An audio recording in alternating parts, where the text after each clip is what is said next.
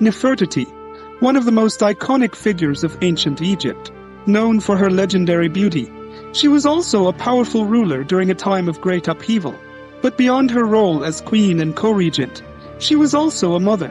Her daughters, born into a world of divine kingship and religious revolution, lived lives shrouded in mystery. Who were these women, and why have their stories been lost to time? This is the story of Nefertiti's daughters, the lost sisters of Tutankhamun. Around 1352 BC, Akhenaten and Nefertiti ruled Egypt from their new capital, Akhetaten. Their eldest daughter, Meriteten, was born into this period of dramatic change. Her name, meaning beloved of Aten, reflected her parents' devotion to the sun god Aten. Meriteten played a crucial role in the royal family, serving as a high priestess and later, possibly, as a queen herself. But her fate remains a mystery. Did she die young, or was she forced to flee as the city of Akhetaten fell into ruin? The second daughter, Mekhetaten, is remembered for her tragic end. Little is known about her life, but her death at a young age is recorded in heartbreaking detail.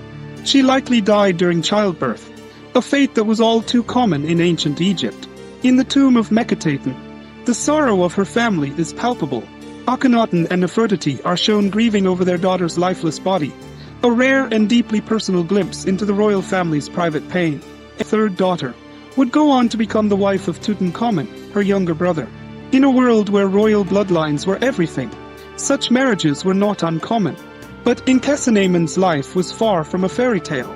She survived the fall of Akhetaten and the return to the old gods, but at a great cost. After Tutankhamun's untimely death, she found herself in a desperate position. Her plea to marry a foreign prince, in a bid to escape her fate, ended in tragedy when the prince was murdered upon arrival in Egypt. Two of Nefertiti's younger daughters, Nefertiti Tasheret and Neferur, may have been twins, or perhaps born very close together.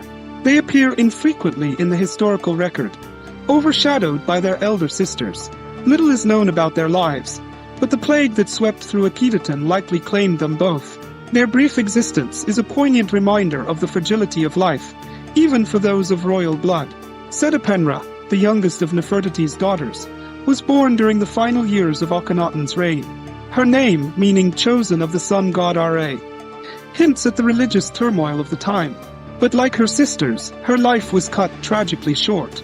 Setepenra's brief life ended before she could make her mark on history.